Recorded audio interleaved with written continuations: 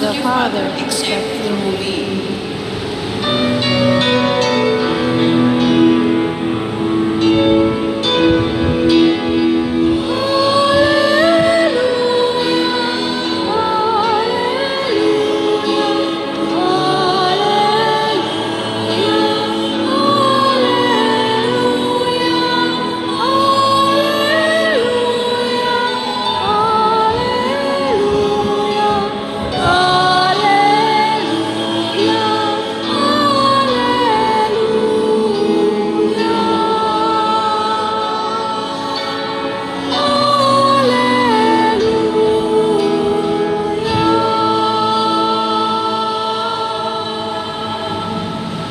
The Lord be with you.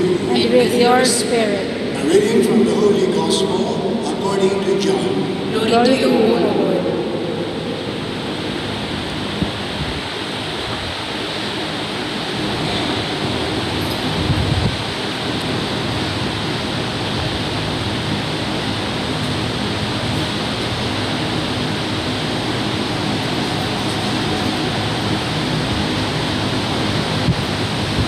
Jesus said to his disciples, "Do not let your hearts be troubled. You have faith in God, have faith also in me. In my Father's house there are many dwelling places. If there were not, would I have told you that I am going to prepare a place for you? And if I go and prepare a place for you, I will come back again and take you to myself, so that where I am, you also may be. Where I am going, you know the way." Thomas said to Jesus, "Master, we do not know where you are going. How can we know the way?" Jesus said to him, "I am the way and the truth and the life. No one comes to the Father except through me. If you know me, then you will also know my Father. From now on, you do know him and have seen him." Philip said to Jesus, "Master, show us the Father, and that will be enough for us." Jesus said to him, "Have I been with you for so long a time, and you still do not know me, Philip? Whoever has seen me has seen the Father. How can you say, 'Show us the Father'? Do you not believe that I am in the Father, and the Father is in me? The words that I speak to you, I do not speak on my own. The Father who dwells in me is doing his works. Believe me that I am in the Father, and the Father is in me, or else believe because of the works themselves. Amen, amen, I say to you, whoever believes in me will do the works that I do, and will do greater ones than these, because I am going to the Father." My brothers and sisters, the Gospel of the Lord. Praise to you, Lord Jesus Christ.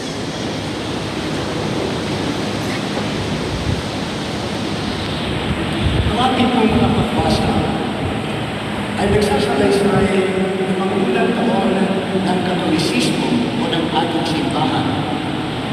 Doon po sa unang pagbasa, tinanapin po doon kung paano may mga Greek speaking, hindi lang ang mga Hudyo, kundi Greek speaking na sumampalataya sa Panginoon.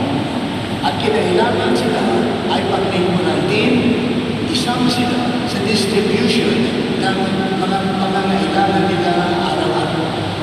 Kaya mula noon hanggang sa kasalukuyan, patuloy pa rin ang pangangalaga ng Catholic Church sa mga mahihirap, sa mga inaanay, sa mga pulubi, sa mga pinagsasamantalahan, mga niloloko.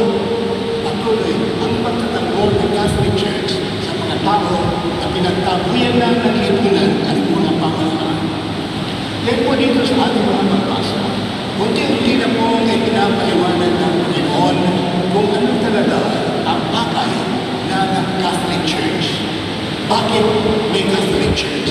Ang Catholic Church po ay hindi gusali, kundi Christian community. Sambayanan po ang Catholic Church, isang sambayanan na naglalakbay sa mundo sa iba't ibang mga dako ng mundo, iba't ibang mga sitwasyon ng kasaysayan. May mga kasaysayan madugo ang Santa Iglesia Católica ng napakarami ng mga martir ang nag-aray na kanilang buhay upang panindigan lamang ang kanilang pananampalataya na si Kristo ay namatay, si Kristo ay nabuhay, si Kristo ay babalik sa wakas ng Panginoon ng panahon. Ito po ang pananampalatayang pinanindigan ng libo-libong mga martir ng Santa Iglesia Católica at hindi lang noon, kundi pati ngayon sa kasalukuyan. Marami pa po ang mga Katoliko, mga pari, mga obispo at pati lang Santo Papa na inuusig o ginagawa ng kwento kung ano-ano, pati na ng Presidente ng Estados Unidos at ng kanyang Vice Presidente na Katoliko pa naman. Katoliko pa naman. Kaya po ang simbahan ay hindi natatakot at magpapatuloy sa pagpapahayag ng kaligtasan na ang kaligtasan naman ay sa pamamagitan ng ating Panginoong Jesucristo. Sa ating pagtalakay ng kasaysayan ng ating simbahan mula sa unang Santo Papa sa San Pedro at sa kahulihan ngayon ng kasalukuyang Santo Papa o Leo XIV, nakikita na po natin kung paano sa pagdali ng kasaysayan na panindigan ng mga Santo Papa at ng mga obispo ng mga kaparian kung paano ang kaligtasan ng sangkatauhan ay matatagpuan lamang at matatakpan lamang sa pamamagitan ng pagkamatay at pagkabuhay na muli ng Panginoon. There is no other salvation. Kaya po tayo, hindi tayo nagmamalaki, kundi tinatanggap po natin ang isang pananagutan na sapagkat tayo ay nasa katotohanan, tungkulin po natin na ipamahagi ang katotohanan ito at hindi natin hanggayan na may mga tao na hindi man lamang makakarinig ng pangalan ng Panginoon para sa kanilang kaligtasan. Tungkulin ko ng bawat Kristiyano ang sinabi ng Panginoon, "Go and teach ye all nations. Teach them all that I have told you. And those who believe will be baptized and be saved. And those who do not believe will be condemned." Ito po ang laging mensahe ng Santo Papa ng mga obispo ng kapalihan sa ating mga simbahan at sa ating mga komunidad. Ang kaligtasan ay makakakal lamang sa pamamagitan ng ating Panginoon Kristo na sabi niya mismo, siyang aakay sa atin patungo sa buhay na walang hanggan sa tahanan ng kanyang Ama. At doon sa tahanan yun, sabi ng Panginoon, marami ang mga silid na inahanda, nakahanda para sa mga Katoliko, para sa mga Kristiyano, at hindi naman as Kristiyano, kundi pati na ang mga tao na may mabuting kalooban na naniniwala sa iisang Diyos at nakanindigan ang kanilang pananampalataya nito. Kaya pagkamat hindi sila biniyagan, itinutuloy na po sila ng mga Katoliko sa kanilang kagustuhan na sila ay maging Katoliko. Kaya sa ating kasaysayan, nakikita na po natin, lalo-lalo ng kasaysayan ng mga Santo Papa, kung paano nung una ay hindi na tinantanan ng mga emperador, hindi na tinantanan ng mga hari, hindi na tinantanan ng gobernador na pahirapan ang ating Santo Papa at ang mga obispo. At ang pinakagrabe po nangyari ng sinamsam ng gobyerno ng Italia, ang ari-arian ng Santa Iglesia Católica sa Italia, sinamsam po lahat at ang itinira na lamang po ay ang Vatican State. Lahat po ay kinuha. Ito po ay karoon din ng French Revolution noong 1789 nang nagdeklara ang mga workers, ang mga trabahador na wala ng relihiyon sa Pransya at lahat ng mga ari-arian ay sinamsam nila ari-arian ng simbahan at inusig ang mga pari at mga madre hanggang halos mawala ang institusyon ng Santa Iglesia sa Francia. Kaya tayo po ay nabubuhay, sabihin na po natin, nabubuhay po tayo bilang mga Katoliko sa dugo ng mga nauna sa atin. We are living on the blood of Catholics before us. At ito po ating pinagpapasalamat sapagkat hindi lang ako na manindigan para sa Diyos at para kay Kristo at para sa simbahan ang mga sinaunang nauna sa atin sa pagiging mga Katoliko. Kaya tayo po ngayon ay inaakasan din na ipagpatuloy po ang pagpapahayag ng magandang balita ng kaligtasan na makakamtan lamang sa pamamagitan ng pag-iisa sa Holy Catholic Roman and Apostolic Church. Wala na po, there is no other salvation except through the Church. Kaya po ito, bagamat alam natin ito, dapat po nating pag-aralan yung mga punto ng Ebanghelyo na talagang magbibigay po sa atin ng lakas ng loob na manindigan para sa Diyos at para sa simbahan. Ang pananampalataya po ay isang bagay na personal. Ang bawat isa po sa atin ay dapat magkaroon ng kamalayan, magkaroon ng pagkakataon kung meron man na ipahayag na siya ay Katoliko at ang mga bagay na kanyang pinaniniwalaan ay kanyang masasabi. Ano po ang dapat masambit ng isang Katoliko tungkol sa kanyang pananampalataya? Wala po iba kundi apostolic creeds ng mga Apostles' Creed, I believe in God. Ang bawat Katoliko ay dapat mag-memorize at ma-recite ang Apostles' Creed sa mga nito ang nagpataya ng ating pananampalataya. Kaya napakarami po ang ating magagawa upang ating mapanindigan at tungkulin po natin din na ipalaganap ang ating pananampalataya alang-alang po sa ating mga kababayan.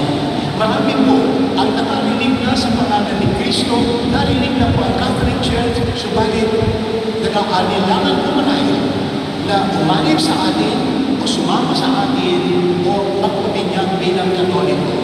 Ano po ang dahilan? Marami po at isa-maayos ito sa mga dahilan ito ay sapagkat nakikita nila na maraming mga Katoliko ang hindi sumusunod sa aral ng ating pananampalataya. Hindi sumusunod at sinasabi na baka sakaling maligtas sila kung hindi nila tutuparin ang 10 utos. Napakarami po mga pagkakataon na maraming Katoliko tumatalikod sa ating pananampalataya, hindi na po sa salita, kundi sa kanilang buhay. At ito ay dahil hindi nila naunawaan ulang sa pool anong ibig sabihin ng pagiging Katoliko. Ang pagiging Katoliko ay ang pagiging disciple of Christ. At ang disipulo ay nag-aaral, mag-aaral. Ang disciple, pinag-aaralan ng mga bagay na may kaugnayan sa kanyang kaligtasan at sa kanyang Diyos at ang kanyang dapat gampanan bilang isang mabuting disciple of Christ. At ito po ay hindi madali. Madugo po ang maging disciple, ang maging disipulo sa iba't ibang mga yugto ng ating buhay at sa iba't ibang larangan ng ating lipunan ng mundo. Ang persecution po ay bahagi ng ating pananampalataya. Tayo ay pupusigin. Sabi ng Panginoon, pangako pa ng Panginoon na tayo pupusigin, subalit sa ating pagtitiwala at ating pamamalagi sa tunay na pananampalataya ay tayo po ay maniligtas. Ito ang ibig sabihin ng Panginoon, in my Father's house, there are many rooms. May mga nakaganap, mga silid sa tahanan ng ating Ama na naghihintay para sa bawat isa sa atin na maninindigan para sa Diyos, para kay Kristo at para sa ating simbahan.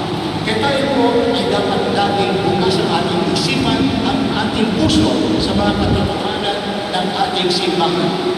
At marahil po, yung mga nagbabasa sa Facebook, nababasa na po ninyo kung paano ating Santo Papa ay hindi nag-aalala na sakutin ang Pangulo ng Estados Unidos sa kanyang mga pahayag.